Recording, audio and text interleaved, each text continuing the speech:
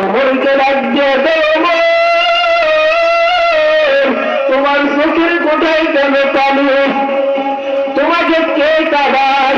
ওমর ডাক দিয়ে ও পয়গম্বর, আমাকে আপনাকে যেই মালিক বানাইছে, আমাকে যেই মালিক বানাইছে ওই মালিক আমার কাঁদায়। ও নবী ডাক দিয়ে ওমর ইতিহাস কি বলো?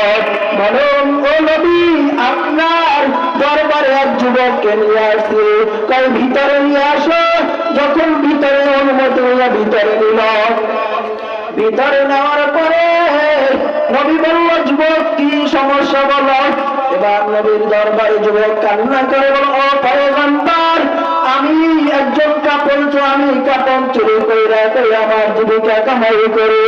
ও পয়গম্বর, গত রাতে আমার মদিনার ভিতরে আনসারী বংশের একজন মহিলা যুবতী মারা গেল।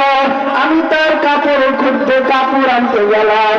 ও পয়গম্বর, যখন এই কাপড় আনতে গেলাম, যাওয়ার পর কাপড় খুললে যখন নিয়ে আসতেছে, কে জানি পিছন থেকে বলে,